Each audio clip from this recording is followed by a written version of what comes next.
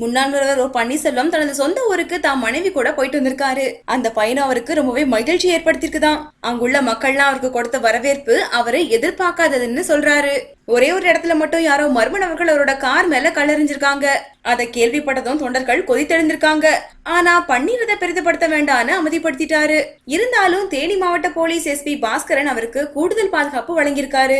பன்னீருக்கு கிடைச்ச வரவேற்புல அவருக்கு எதிராக வசைப்படிட்டு இருந்தவங்க கூட அதிர்ச்சி அடைஞ்சிருக்கதா சொல்றாங்க.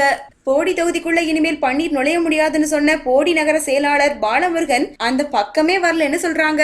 போகக்கூடிய இடங்கள்ல எல்லாம் கும்ப மரியாதையோட வரவேற்புன்னு அவரை திக்குமுக்காடி போயிருக்காரு.